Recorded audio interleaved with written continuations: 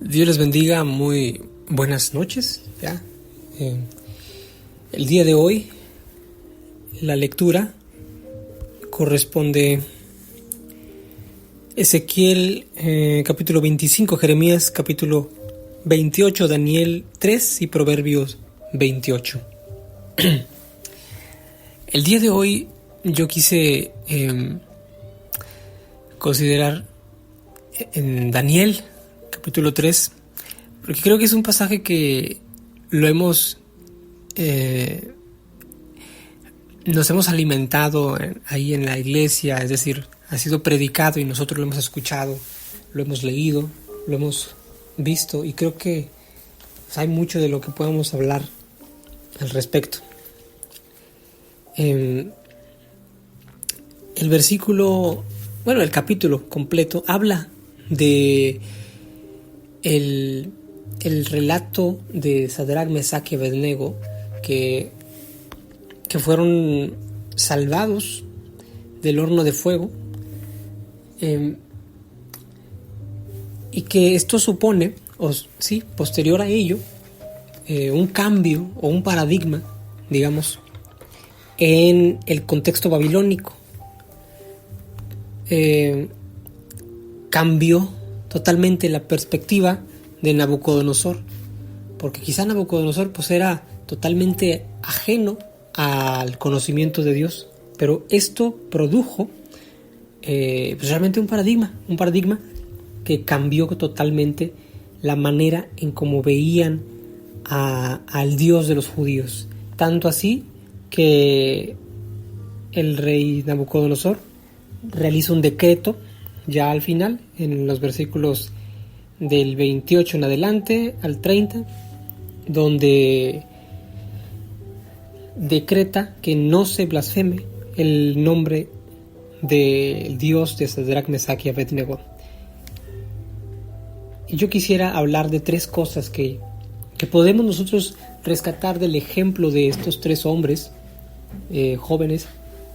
Primero que nada, hay algo que queda totalmente asentado, es que ellos tenían todo, es decir, el conocimiento de Dios lo tenían claro, el conocimiento de Dios lo tenían claro, había un conocimiento previo en su vida. En el versículo 16 dice: Sadrach, Mesach y Abednego respondieron al rey Nabucodonosor diciendo: no es necesario que te respondamos sobre este asunto.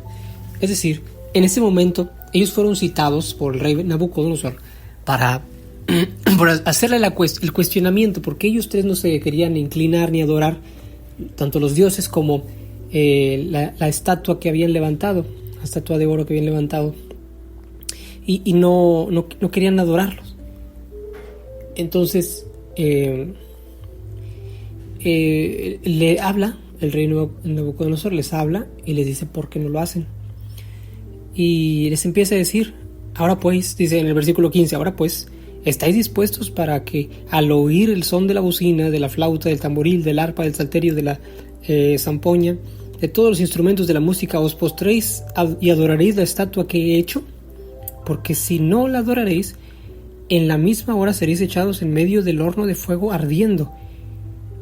¿Y qué Dios será aquel que os libre de mi mano?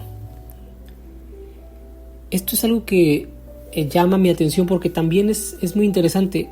Ellos tenían un cargo, por lo cual el rey les habla de manera personal. Digamos así, estaba tratando de convencer, porque quizá en su intención interiormente no quería hacerles mal, porque si quizá hubiese sido cualquier otra persona ajeno al gobierno de Nabucodonosor, pues por supuesto los hubieran echado inmediatamente al horno de fuego. Pero ellos tenían un tipo de ordenanzas que tenían que seguir respecto a determinados negocios que le habían encomendado desde el gobierno de Nabucodonosor. Entonces tenían una cercanía. Nabucodonosor los conocía ya previamente a este evento, y ellos ante esta situación, esta pregunta que Nabucodonosor les decía, oigan, pues si ustedes no lo hacen, yo voy a tener que meterlos al horno de fuego. Y ellos dijeron, no es necesario que te respondamos sobre este asunto. De alguna forma, ellos lo tenían totalmente claro. Ellos estaban totalmente convencidos y no había manera de que exista otra respuesta. Porque ellos sabían que el único Dios al que debería de adorar es a Jehová de los ejércitos, a su Dios, a nuestro Dios, ¿verdad? Aquí lo que vemos es eso, ¿verdad? Vemos que lo tenían claro. Ahora me llama la atención porque recordemos también que el pueblo de Israel en determinados tiempos históricos fue una nación fluctuante, de fe fluctuante, que de pronto estaban bien, de pronto estaban mal, de pronto creían en Dios bastante y de pronto ya adoraban otras deidades, incluso adaptaban o tomaban dioses de paganos.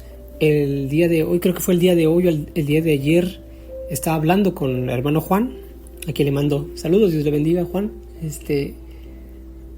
Y hablaba, él me comentaba acerca de eso, de cómo el pueblo de Israel adoptaba los dioses paganos.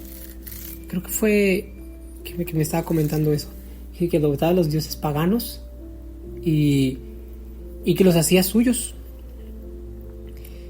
y los empezaban a adorar como si fuera, digamos, como si fuera algo normal, aunque ellos conocían el Dios, el verdadero Dios, a Jehová. Ellos conquistaban una nación, barrían con todo porque por orden de Dios, pero al final de todo se quedaban con sus dioses y los adoraban, y a veces eso ocasionaba pues muchos desastres, ¿verdad?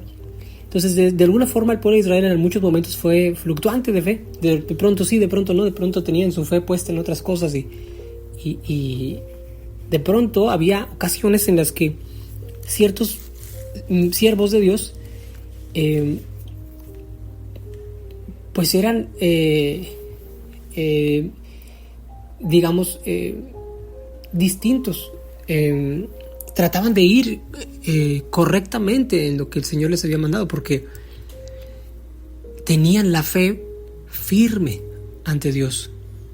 El día de ayer hablábamos acerca de un poco acerca de eso, de cómo cuando la adoración la conviertes, primero lo consideras como rito, sí, definitivamente puedes quitártelo, puedes aceptarlo, puedes negarlo, pero cuando lo traspasas a lo espiritual, es imposible que se pueda quitar de tu corazón, porque ya no está solamente en tu mente, en tu percepción, o en tu manera de actuar, sino en tu interior. Una conexión espiritual con Dios. Y es lo que tenían Sadrach, Mesach y Abednego. Ellos conocían a Dios espiritualmente también. Claro, realizaban las ofrendas que tenían que hacer como judíos, pero lo llevaban más allá. Y ellos realmente eran muy distintos. Esto demuestra definitivamente una verdadera consagración. Otra de las cosas que llamó mi atención y quería también compartirles es esa fe inquebrantable. Que el convencimiento de las cosas, el convencimiento de Dios es diferente a la fe. El versículo número 18, el versículo 18 nos dice: y si no, sepáis, oh rey, que no serviremos a tus dioses ni tampoco adoraremos la estatua que has levantado. Leeremos el 17 para tener un contexto más completo. He aquí nuestro Dios a quien servimos puede librarnos del horno de fuego ardiendo, y de tu mano, oh rey, nos librará. El versículo 18: y si no, sepas, oh rey, que no serviremos a tus dioses ni tampoco adoraremos a la estatua que has levantado. Aquí había una fe inquebrantable, es decir, aunque el resultado no les favoreciera, ellos tenían la certeza de que estaban con su acción, estaban adorando a Dios. A ellos no les importaba el resultado final, a ellos les importaba adorar a Dios con su acción, con su actuar, independientemente de lo que pasara, fuera bueno, fuera malo. Si mi acción agrada a Dios, eso voy a hacer, no importa lo que pase. Esa mentalidad demuestra una verdadera fe inquebrantable, porque su fe pues traspasaba incluso las necesidades propias o el deseo personal, el salvaguardar tu vida, eso lo traspasa. Y vemos algo muy interesante en los versículos 23 al 30. Dice de la siguiente manera. Bueno, vamos a leer quizá no tantos, porque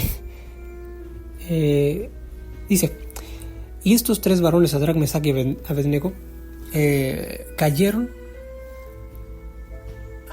atados dentro del horno de fuego ardiendo. Entonces el rey Nabucodonosor se espantó y se levantó apresuradamente y dijo a los de su consejo: ¿no echaron a tres varones atados dentro del fuego?